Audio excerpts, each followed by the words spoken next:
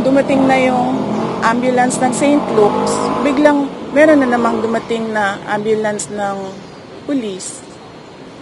Tapos nung nakita ko, nilagay nila naman doon sa ambulance nila yung pasyente. Tapos sasarahan ako ng pinto sa mukha ko.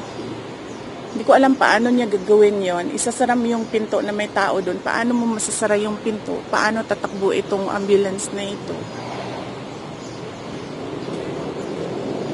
Masyadong sinungaling at scheming yung mga pulis ba na